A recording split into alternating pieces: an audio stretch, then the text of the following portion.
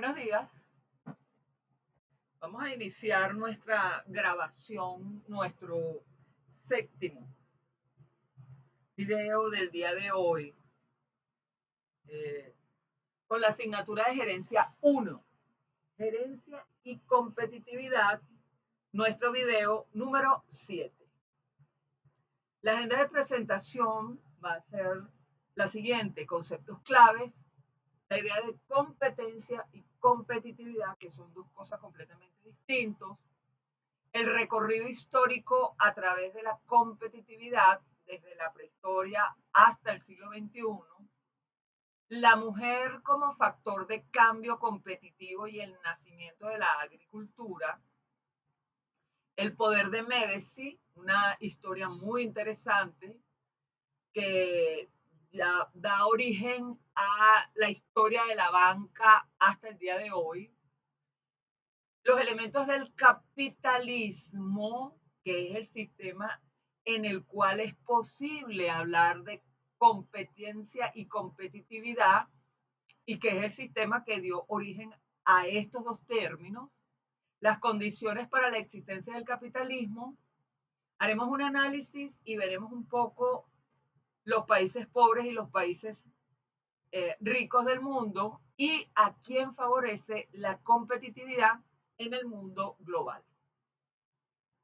En pantalla tenemos al señor Bill Gates, el fundador de Microsoft, que dice: de todas las cosas que los humanos han creado, la inteligencia artificial es la que más cambiará la sociedad. Y él dice: aquí no tengo amigos ni enemigos, solo competidores. Bill Gates, o sea, nada es personal. Realmente él se dedica a trabajar y a producir y más nada. Competencia y competitividad. Aquí tienen dos escenarios.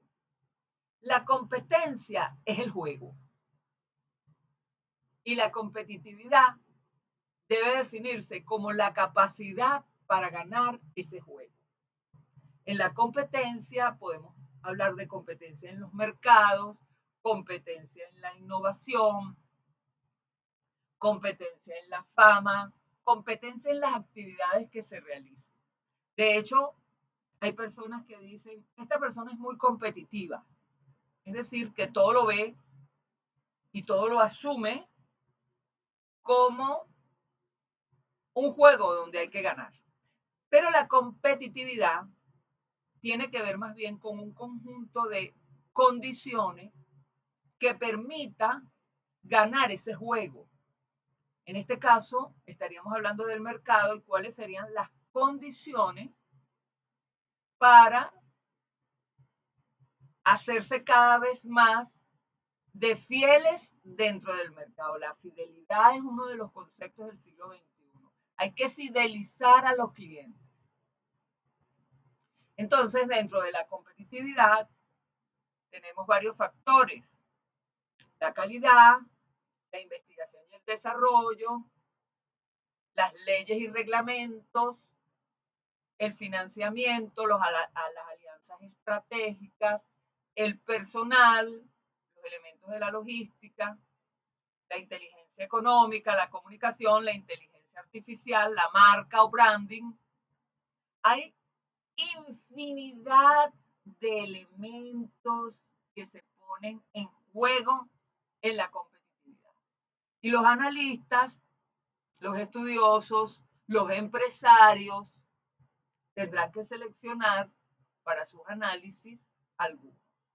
No obstante, con la evolución poderosa de eso que llamamos IA, entonces, y la Big Data, pues la cantidad de datos con la que se puede trabajar cada vez es mayor y se supone que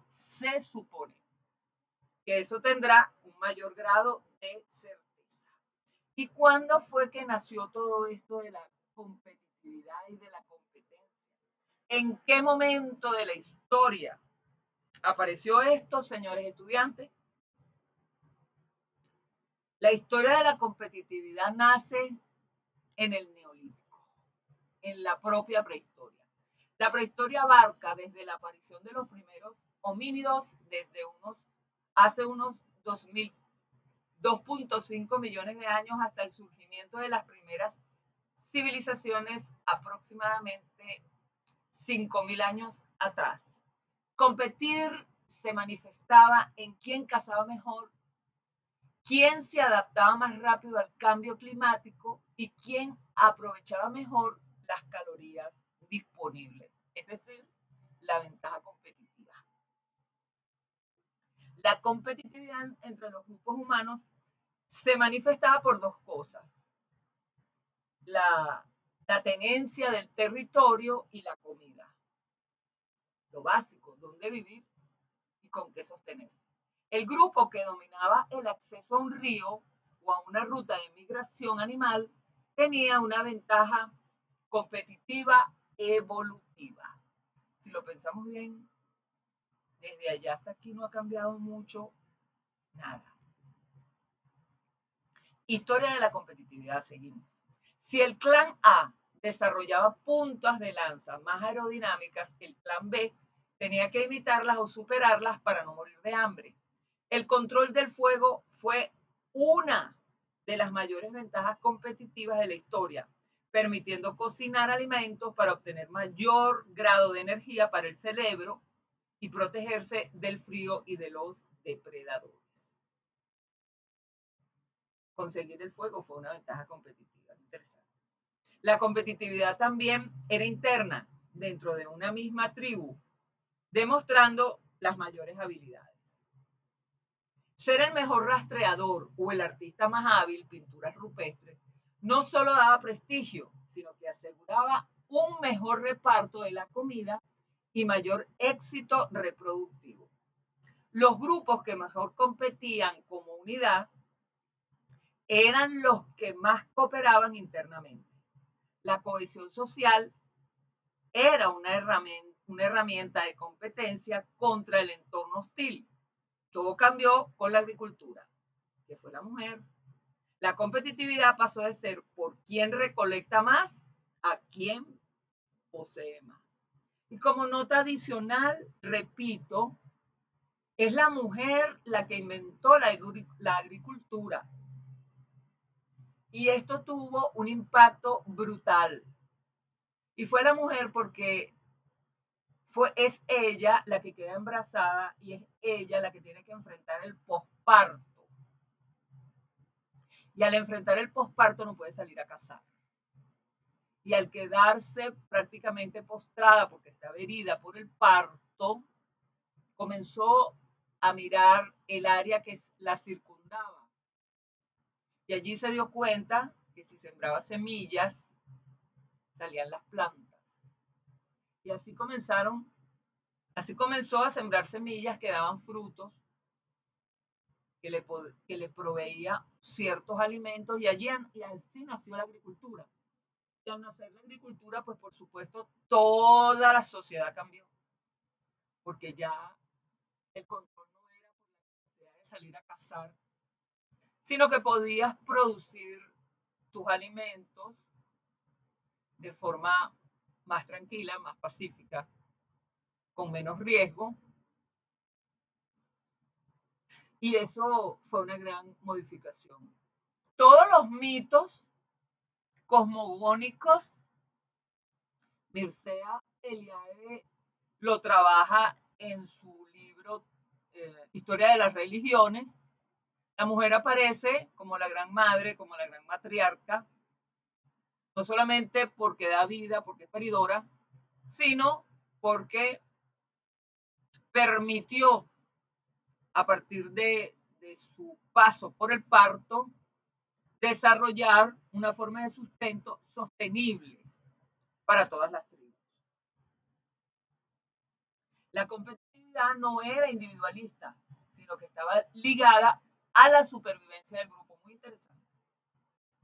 No era algo individual, era algo colectivo. Había que cooperar. La cooperación era esencial, compartir alimentos, cuidar a los menores y protegerse mutuamente. Sin embargo, la competencia entre grupos vecinos por recursos escasos era inevitable y eso mejoró las competencias individuales. Este equilibrio entre cooperación interna y competencia externa fue clave para el desarrollo de las primeras formas de organización social y de todas las formas de organización que acompañaron a la sociedad. En el Paleolítico, la energía era escasa. Cada caloría gastada en cazar debía recuperar al menos el doble para que el grupo sobreviviera. Luego, las zonas de caza no eran todos los territorios iguales. Un valle con una migración de renos o mamuts era el Wall Street de la época. Perder el control de esas zonas significaba una gran hambruna. El acceso a árboles frutales o raíces nutritivas era limitado y estacional, lo que generaba roces y problemas entre las sociedades y bandas nómadas. Y aunque había cooperación, también existía cierta competencia interna por demostrar habilidades. Los cazadores más exitosos, los recolectores más eficientes. En la jerarquía social eran los líderes o individuos con más experiencia en la caza los que podían realizar la toma de decisiones y adquirir mayor prestigio, lo que generaba dinámicas competitivas dentro de un mismo grupo humano. En el mundo antiguo, esa es Palas Atenea con su lechuza sobre el hombro. Palas Atenea es glauca, ella es ciega, no ve, por el glaucoma, de ahí viene la palabra glaucoma. Y en la mitología se le muestra con un búho sobre su hombro que era el que veía por ella. Ella es el símbolo de la inteligencia superior, de la evidencia, de la visión estratégica, de la perspectiva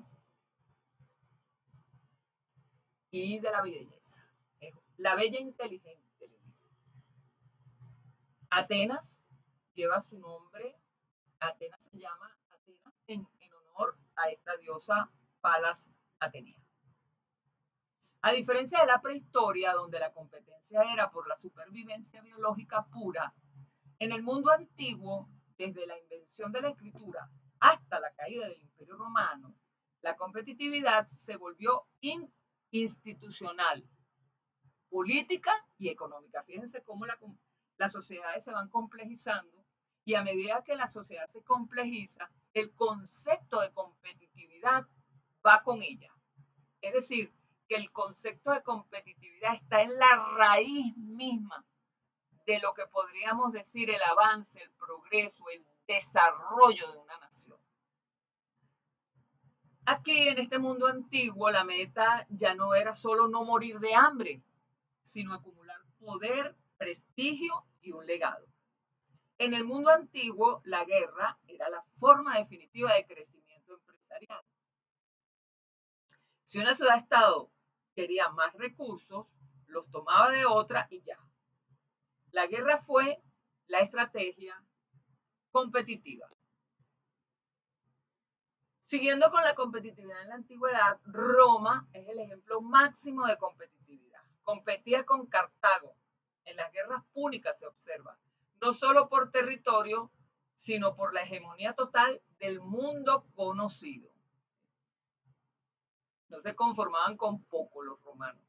La carrera armamentística pasó del bronce al hierro, o sea, etapas distintas de la historia.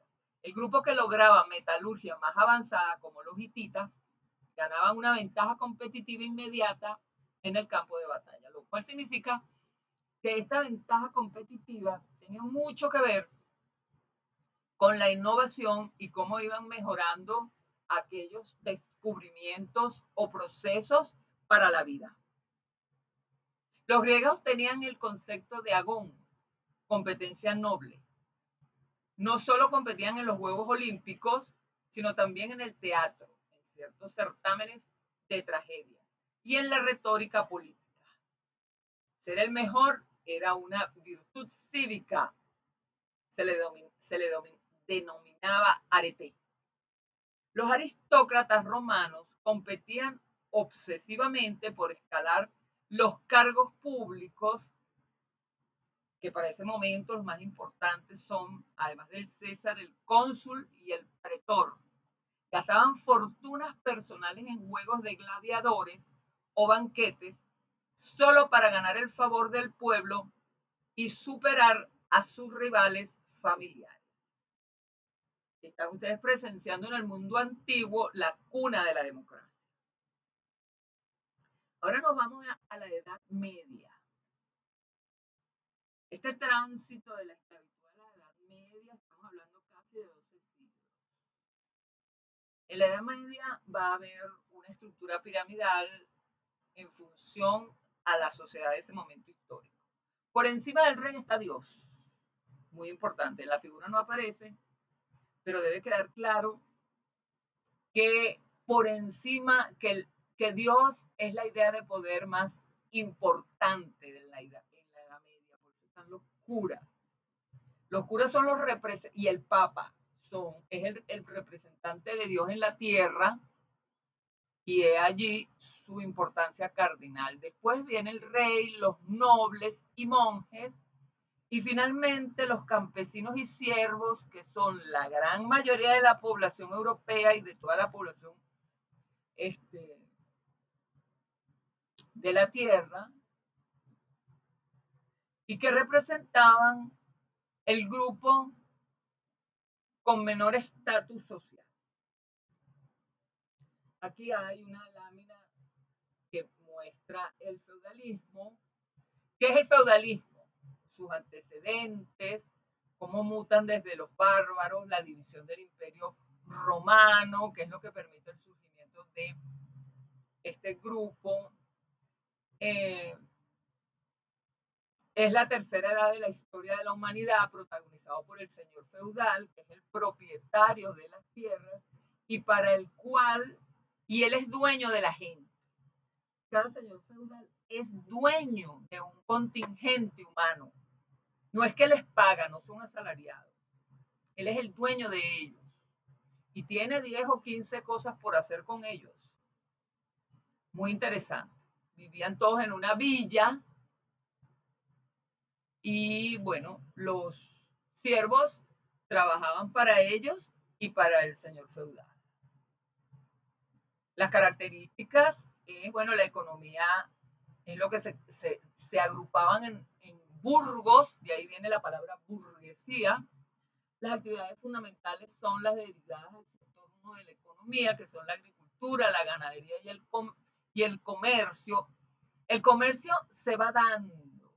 Ahí empiezan los primeros intercambios y a partir de allí, ya en el siglo XVIII es que se va a dar el comercio. Pero el feudalismo se caracteriza por ir incubando desde el punto de vista del intercambio entre feudos, va construyendo lo que va a ser la lógica de lo que posteriormente se va a llamar capitalismo. Porque a ellos nadie les va a pagar un salario, no hay propiedad privada, ellos viven en ese burgo, siendo esa su casa originaria.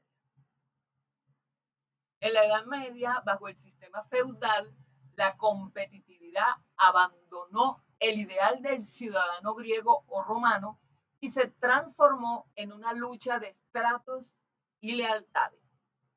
Ya no se competía por ser el mejor orador, sino por quién controlaba más tierra y quién tenía el favor de Dios o el rey. Porque el Papa es el representante de Dios en la tierra y el rey también representaba un estatus. En el feudalismo, la tierra, en la posesión de la tierra, en forma de feudos, era de riqueza. La tenencia de tierra era la tenencia de riqueza. Y esos feudos eran idénticos a pensar en el petróleo o en los datos de hoy en día. No existía movilidad social, el que nacía siervo moría siervo y el que nacía rey moría rey. E igualmente sucedía con la tenencia del territorio. La competencia perseguía expansión de los dominios. Los señores feudales competían por anexar tierras vecinas mediante matrimonios estratégicos o guerras a pequeña escala. El sistema de servidumbre era riqueza La competencia no era por el talento laboral, sino por tener suficientes siervos para trabajar la tierra. Un señor con tierras fértiles, pero sin campesinos, era un señor pobre. No solamente se tenía la necesidad de la tenencia de las tierras, sino de quien las trabajara. Allí comienza ya, durante el feudalismo, la idea de los recursos humanos, la idea de la posesión de los recursos humanos. A medida que avanza la Edad Media, surgieron las ciudades-estados con el nombre de burgos y con ella una nueva forma de competencia regulada. La competencia intelectual era casi inexistente en comparación con el mundo antiguo, ya que el dogma religioso limitaba el debate. No obstante, esto se daba dentro de los abadías de forma escondida, de forma silente. Eran los curas y los católicos los que desarrollaban conocimiento, pero para ellos era un conocimiento que estaba en ocultación y estaba de manera endogámica. El que quiera saber más de eso, vea la película En nombre de la rosa. Sin embargo, con la creación de las primeras universidades que se da en el siglo XII, los eruditos empezaron a competir por defender sus tesis teológicas y filosóficas. A medida que avanzaba la Edad Media, surgieron las ciudades-estados, como les dije, que se llamaban burgos, y con ellas una nueva forma de competencia regulada. Los monopolios de oficio o gremios de tejedores, herreros, canteros, fuerza laboral manual, competían entre sí, pero prohibían la competencia interna. Nadie podía vender más barato o usar técnicas distintas sin permiso del señor feudal. He traído una nota curiosa. ¿Quién creó la primera universidad del mundo? Según Guinness y UNESCO, es la Universidad de Al-Qarawiyyin, Fez, en Marruecos, y fue fundada en el año 859 después de Cristo por una mujer que se llamó Fátima al-Fihr. Originalmente nació como una madrasa o centro de enseñanza islámica, aunque es la institución de enseñanza superior más antigua del mundo en funcionamiento continuo. Algunos historiadores argumentan que no adoptó el modelo estructural de universidad con títulos y diversas facultades hasta mucho después de su creación. Pero que quede claro que la primera universidad del mundo la formó una mujer, la señora Fátima. Esta señora nació a principios del siglo IX en Kairouan, en lo que es el actual Túnez. Su familia formaba parte de una migración de árabes hacia Fez, Marruecos, que en ese momento era una metrópoli cultural en pleno auge. Es decir, el entorno la ayudaba. Su padre, Muhammad al-Fihri, era un comerciante con mucho éxito. Al morir, él y su esposo, Fátima y su hermana Mariana, heredaron una fortuna inmensa. Y Fátima, en lugar de gastarse el dinero en lujos, decidió invertirlo en su comunidad y creó un centro de enseñanza. Qué mujer más inteligente. Aquí tenemos el resumen de la estructura competitiva del feudalismo. Por un lado tenemos, en la primera columna tenemos los actores, en la segunda el por qué competían y en la tercera el método de competencia. Tenemos como primer actor la nobleza, competían por tierra y honor y su método eran guerras, matrimonios y torneos. En segunda instancia, otro actor importante era el clero, competían por el poder espiritual y las tierras. Y su método eran las excomuniones y la influencia política. El tercer actor va a ser ese desarrollo de los siervos que se va a terminar construyendo una clase social denominada la burguesía. Ellos competían por mercados y rutas de distribución y transporte y su método consistió en los gremios y las ferias comerciales. Es la burguesía la que hace el pase entre el feudalismo y el capitalismo. Y esa burguesía, que eran de alguna manera habían sido siervos en el pasado y que se habían dedicado a intercambiar y a comercializar son los empresarios de hoy. Y finalmente son los siervos que competían por su supervivencia básica y su método, bueno, eran prácticamente esclavos, cumplían tributos y protección. Hoy son las hordas obreras que existen en el mundo. Y aquí vemos en pantalla a la peste negra. Disruptivo poderoso. Pero ¿qué es un disruptivo?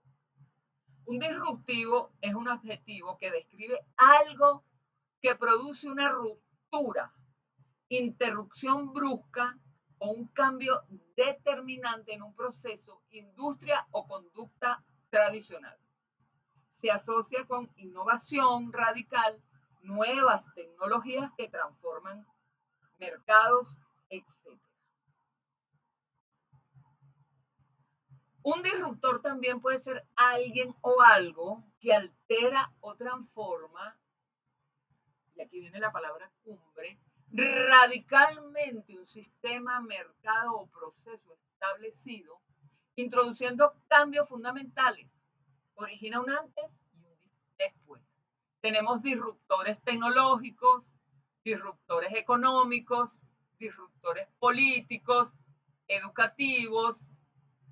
Hay muchos disruptores y los disruptores pueden ser humanos o no.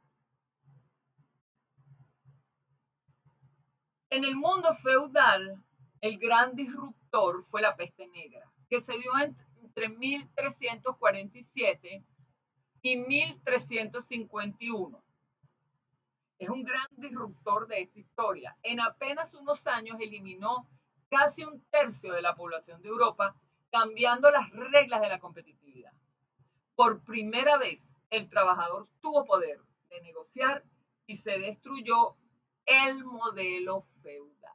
Parece una cosa, parece que fue la divina providencia, pero no, fue la biología la que destruyó el modelo feudal para dar pase al sistema capitalista. Antes de la peste sobraba gente y faltaba tierra.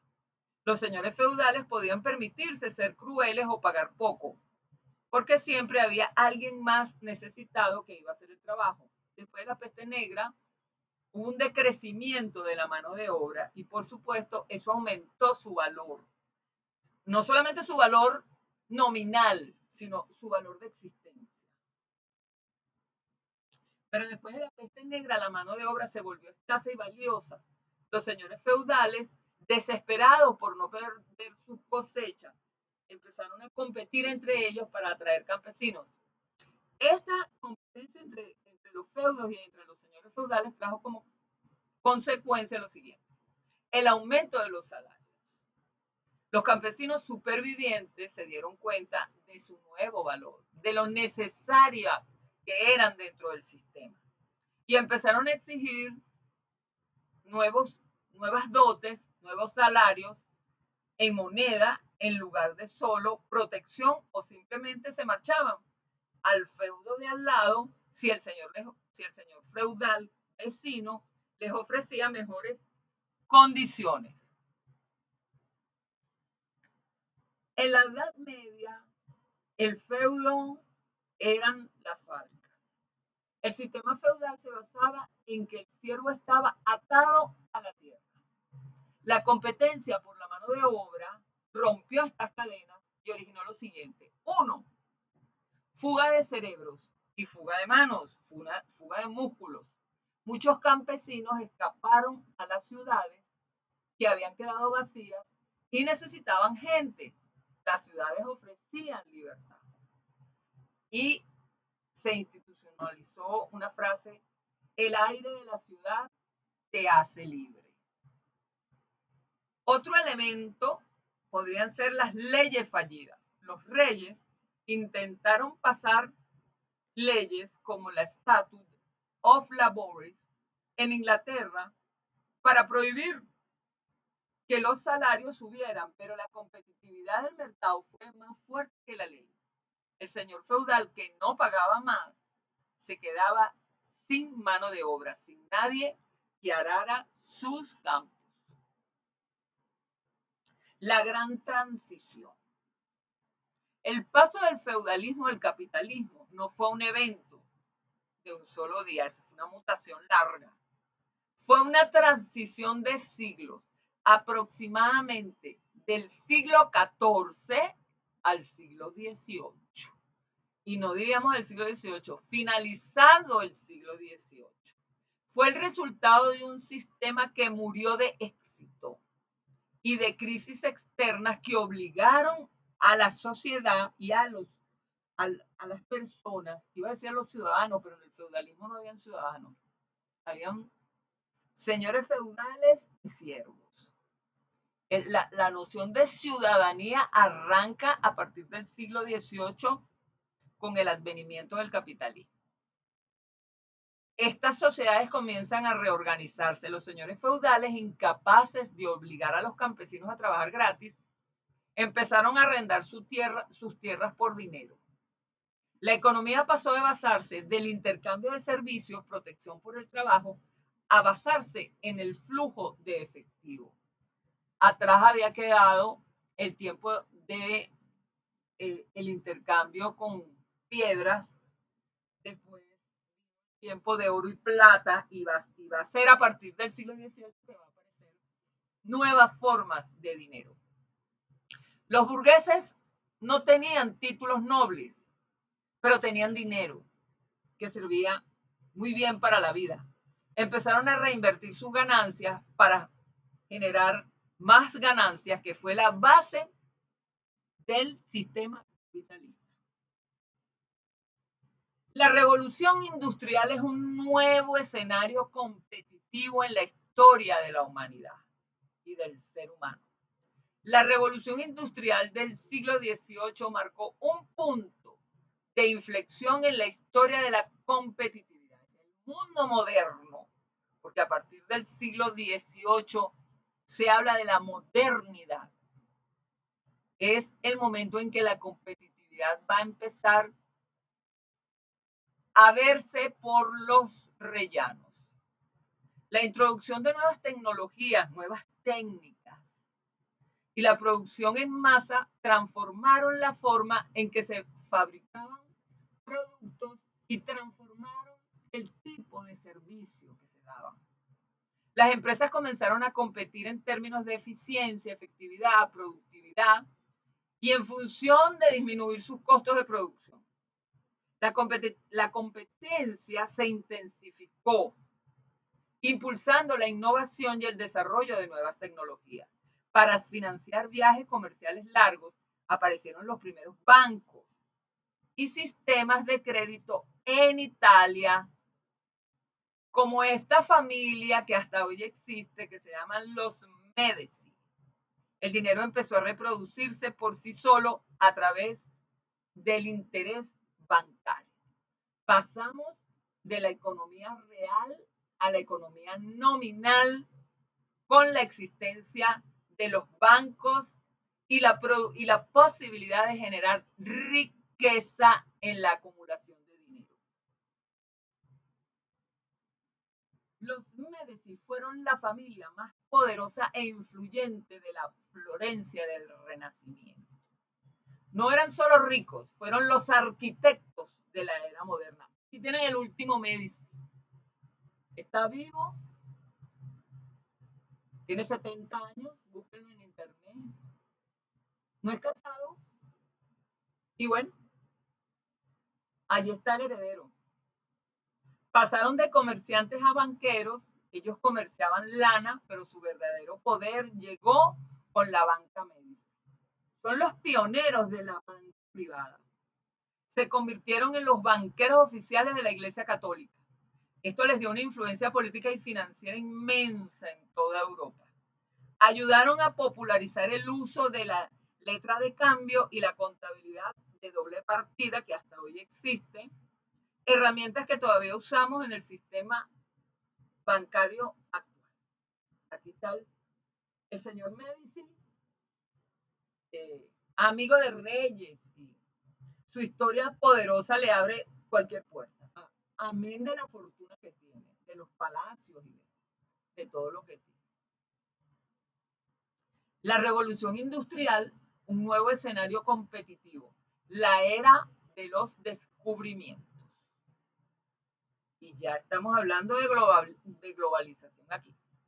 En 1492, la competencia entre las potencias europeas, España, Portugal, Inglaterra y Holanda, explotó a nivel mundial. En el libro de Marx, que se llama Crítica al sistema capitalista, él utiliza una categoría para hablar de inversión que se llama la acumulación originaria de capital.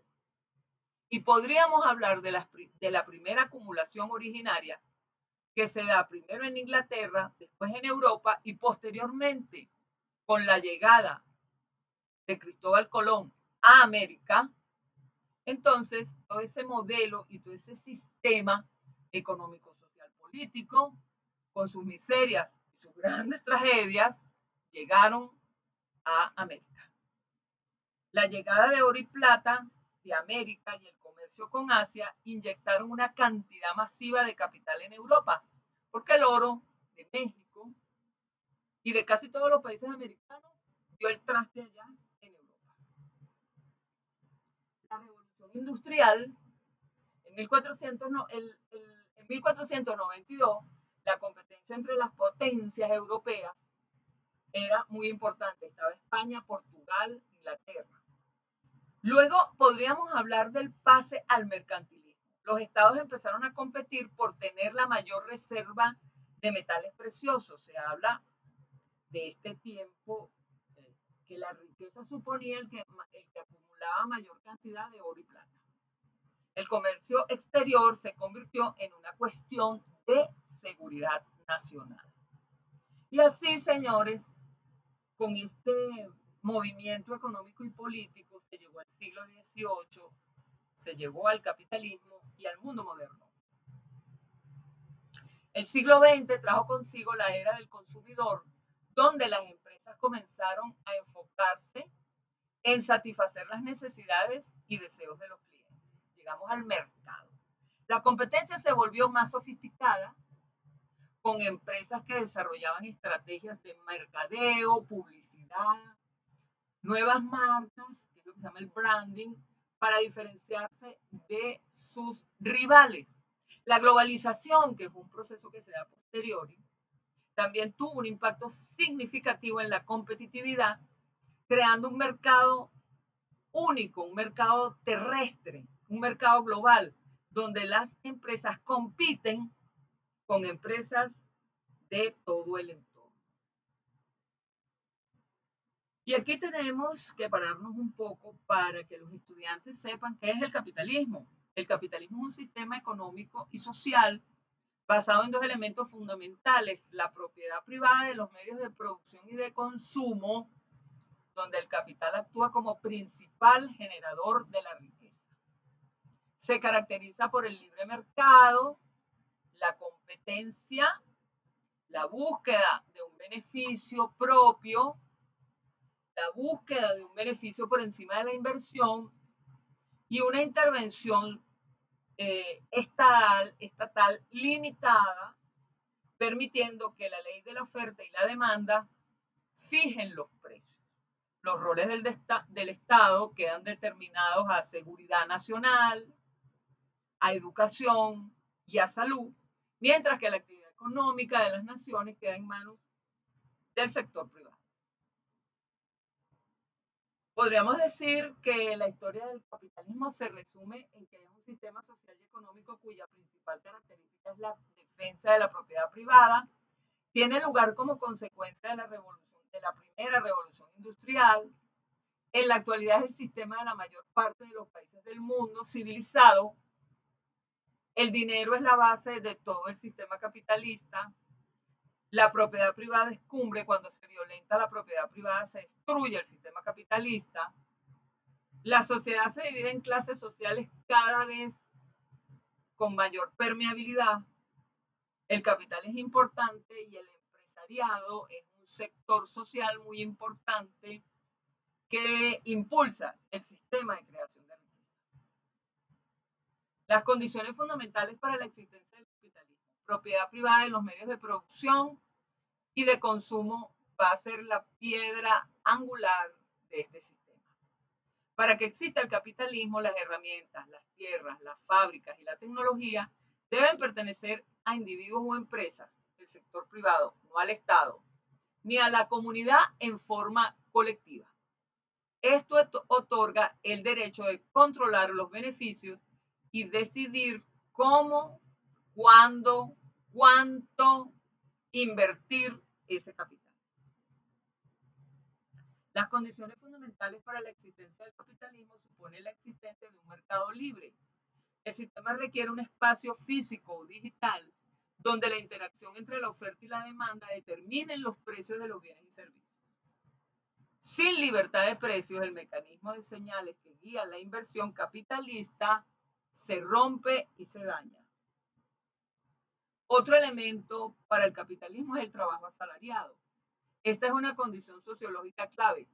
Debe existir una clase de personas que, al no poseer medios de producción propios, venden su fuerza de trabajo a cambio de un salario. Por supuesto, no es lo mismo la venta de la fuerza de trabajo de un obrero o de una doméstica que la de un ingeniero, que la de un profesional altamente calificado. A diferencia del feudalismo o la esclavitud, el trabajador es legalmente libre y le vende su fuerza de trabajo a quien quiera. No está obligado a dárselo a un solo dueño o a un solo gobierno, lo que permite la movilidad laboral según las necesidades del mercado y de los sujetos que conforman ese mercado, que en este caso son los demandantes y oferentes de la fuerza de trabajo. Las condiciones fundamentales para la existencia del capitalismo. Bueno, está la acumulación y circulación del capital. El objetivo del sistema no es solo el consumo, sino la reinversión. El dinero debe transformarse en capital, bienes que producen más bienes y servicios, para generar ganancias y beneficios. Para esto es esencial un sistema financiero y bancario que permita el flujo de crédito e inversión. O sea, el capital debe circular de manos de los que más lo tengan a los que menos lo tienen, porque todos tienen que participar en este proceso creativo de riqueza. El marco jurídico y seguridad de contrato es muy importante. Nadie invierte si no sabe que su propiedad está protegida. El capitalismo requiere un Estado de Derecho sólido que garantice el cumplimiento de los contratos, proteja los derechos de propiedad y tenga un sistema legal predecible para resolver disputas comerciales. Cuando el Estado de Derecho se violenta, las leyes no se cumplen, los tribunales están viciados, pues se altera el sistema económico de los países. En consecuencia, las condiciones para la existencia capitalista las he colocado en este cuadro. La condición del capital es dinero destinado a la producción y obtención de ganancias. La condición de mercado es el mecanismo de asignación de recursos y fijación de precios. La condición de empresa es la unidad básica de organización donde se coordina el trabajo y el capital. Y la condición de competencia es la que fomenta la eficiencia y la innovación para ganar cuotas de mercado.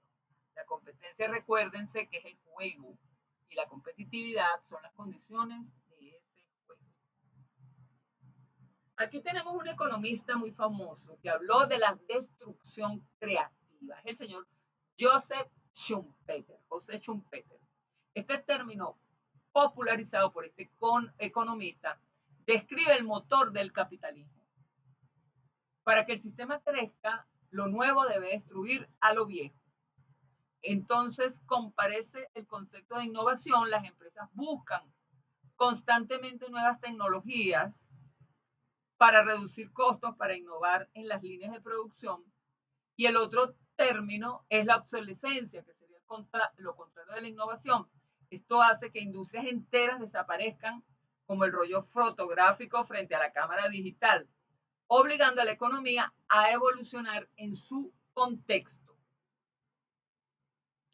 La biografía resumida de Schumpeter, este término popularizado por este economista, describe el motor del capitalismo y habla de esto, de la obsolescencia como etapa que debe desaparecer y la innovación como aquello que lo va a sustituir y generar nuevos beneficios.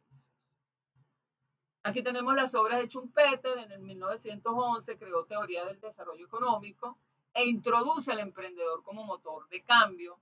En el 39, su libro Ciclos Económicos, donde analiza cómo las innovaciones tecnológicas generan olas de auge y caída. Y en 1942 crea, nos muestra el libro Capitalismo, Socialismo y Democracia, su obra más famosa, donde predice, irónicamente, que el éxito del capitalismo podría llevar a su propio fin. Esta instrucción creativa, cantada por Schumpeter, muestra el papel del consumismo. El capitalismo necesita que la rueda siempre esté girando. Para que la producción masiva tenga sentido, debe existir un consumo masivo. Esto ha llevado a críticas sobre la sostenibilidad ambiental y la creación de necesidades artificiales a través de la publicidad y el marketing. Sin embargo, también es lo que permite que una gran variedad de productos sea asequible para una población cada vez más creciente. La crisis cíclica. A diferencia de otros sistemas, el capitalismo tiende a moverse en olas. Tiene periodos de auge y crecimiento seguidos inevitablemente de periodos de recesión o crisis. Estas crisis suelen ocurrir por sobreproducción, se produce más de lo que se puede comprar, o por burbujas financieras, que es la especulación excesiva. Desafíos y críticas modernas. Una es el debate sobre el capitalismo es cómo corregir sus fallas, que serían las siguientes. Las desigualdades, la tendencia natural a la acumulación puede concentrar riqueza en pocas manos y pobreza en muchas manos. Eso siempre ha sido una de las tragedias a resolver dentro del capitalismo, porque estas brechas al final son inconvenientes para el propio capitalismo. Si las personas no son pobres y no tienen cómo comprar la mercancía, no la pueden realizar. Otro elemento son las externalidades. El sistema a veces no paga por los daños que causa, como la contaminación, y eso lo termina pagando la sociedad, no la empresa. Porque al final del día alguien paga la cuenta del uso de los recursos. Y el otro elemento es la globalización. El capital de hoy se mueve por el mundo en segundos, lo que puede beneficiar a países en desarrollo, pero también puede perjudicar a países que estén en vías de desarrollo o que simplemente estén en una pobreza grande. Aquí tenemos los 10 países más pobres del mundo, de acuerdo a Europa Press. La fuente es el Banco Mundial, ¿ok? Y el de World Factory. Está el PIB per cápita, la mortalidad de menores de 5 años por cada 100 habitantes. Y aquí tienen, pues, los países más pobres que están en África. Todo esto es África. El número 1 es Nigeria.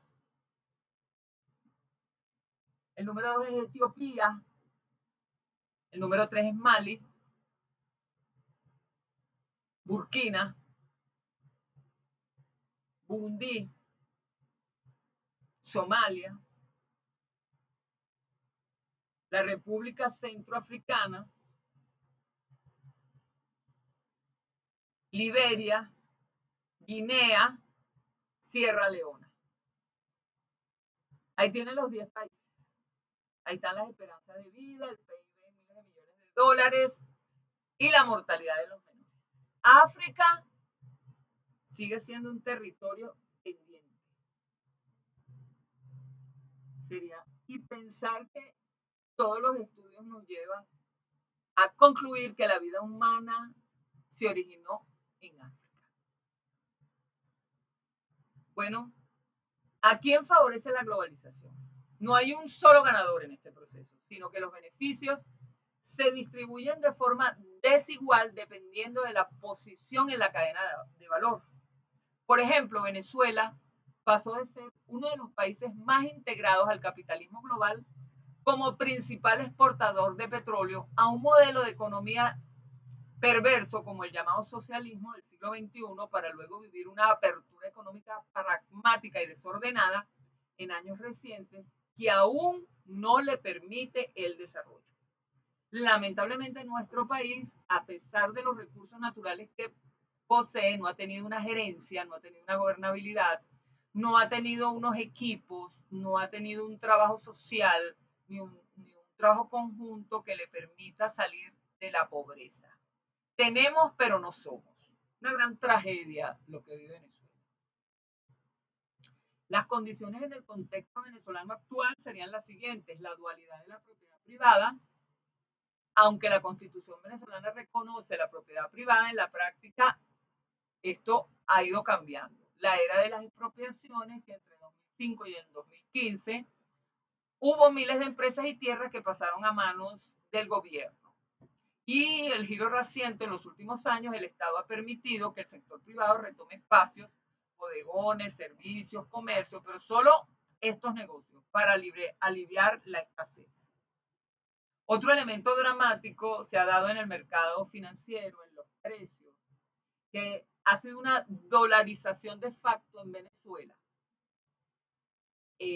Ante la hiperinflación del bolívar, los ciudadanos y empresas adoptaron el dólar de manera espontánea para poder dar que se diera el desarrollo de los intercambios. Amén de que hubo momentos en la economía de Venezuela donde el papel moneda y el dinero se desapareció. Lo único que quedó fue el dólar. Esto permitió que regresara al comercio, una condición del capitalismo, pero generó una brecha social enorme. Favoreció a quienes tenían acceso a divisas y castigó a quienes dependen de un salario, ya sea estatal o privado, en bolívares. Históricamente el capitalismo en Venezuela ha sido rentista.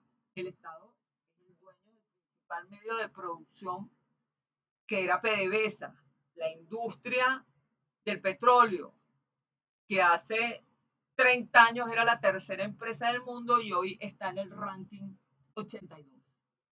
Se ha destruido PDVSA. Significa que el sector privado venezolano no siempre creció por competencia o innovación, sino por su cercanía a los contratos estatales o al acceso a dólares subsidiarios. ¿A quién ha favorecido esta globalización en Venezuela? En el contexto venezolano, la globalización tiene un matiz distinto. Por una parte, tenemos importaciones versus producción nacional. La apertura actual favorece a quienes importan productos terminados más baratos por la falta de aranceles y la sobrevaluación de la moneda sobre los industriales locales, a quienes les cuesta mucho competir, produciendo dentro de un país con fallas radicales imposibles de sortear. Una son la falta de luz en el interior del país. La luz se va todos los días. Falta de agua y falta de combustible y el encarecimiento de la gasolina y de todos los combustibles.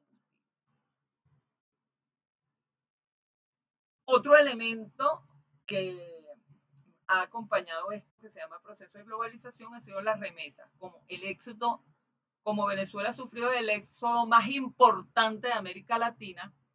Millones de venezolanos en el exterior envían dinero en dólares conectando a las familias locales con una economía global y permitiendo que el consumo interno no colapse. Toda esa migración salió para buscar una mejora económica y, bueno, eso ha generado un incremento de las remesas. El resumen de la situación actual de Venezuela en términos de competitividad y en términos económicos son las siguientes. Con respecto a la seguridad jurídica muy baja, las reglas pueden cambiar súbitamente y en cualquier momento. Con respecto al mercado libre, podría hablarse de una condición parcial, con precios liberados, pero con controles indirectos.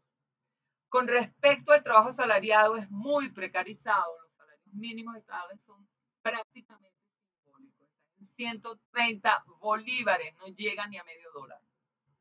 y el flujo de capital podríamos decir que es limitado y el sistema bancario nacional no tiene crédito. Finalmente, en este escenario de hipercompetitividad, la globalización no perdona la nostalgia ni recompensa la inercia. Aquellas naciones y empresas que no logren surfear la ola de la innovación serán devoradas por la misma maquinaria que ayudaron a construir. Porque en el capitalismo del siglo XXI la eficiencia es el único salvoconducto y la obsolescencia es la sentencia de muerte. No estamos ante una época de cambio, sino ante un cambio de era donde el sistema en su insaciable búsqueda de progreso no dudará en reducir a cenizas lo que hoy consideramos sólido. Al final, el mercado global no es un campo de juego, es un incendio perpetuo donde solo podrán sobrevivir aquellos capaces de reinventarse más rápido de lo que el mundo tardaría en olvidarlo. Y aquí tenemos el mundo en marcas. Aquí tienen las marcas del mundo. Por allá arriba está Mickey Mouse, la Coca-Cola, Visa. El mundo está tomado por las marcas. Y hasta aquí ha llegado este video. Gracias.